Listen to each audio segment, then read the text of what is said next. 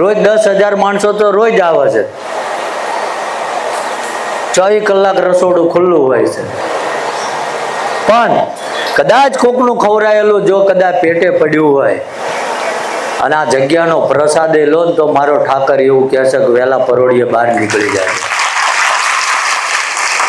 આ તો અંધશ્રદ્ધામાં તમે ના જાઓ.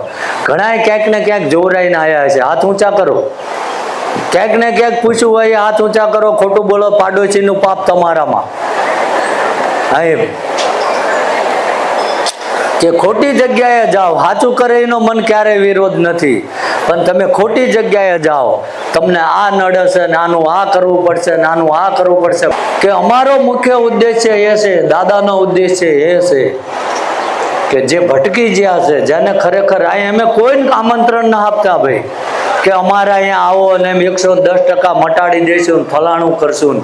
કે તમે બધા દાદાના મહેમાન છો અને આપણા ઘરે મહેમાન આવ્યા હોય તો માણસ ખવડાવે છે ને, કે ખવડાવે પીવડાવે. દાદાએ અમને એટલે જ મૂક્યા છે કે દાદા એવું કહે છે કે જે મારાથી નથી થતું એ હું તમારી પાસે કરાવડાવું છું, એનાથી બધું થાય છે, પણ હવે એ માણસ બનીને અહીંયા આવીને રાંધીને તો તમને નહીં ખવડાવીએ. કે એને અવતારે કદાચ લેવો હોય છે તો એને એવા મા બાપ નહીં મળે જેના તેના ઘરે ફરીથી તો અવતાર લઈ લે નહીં ભાઈ.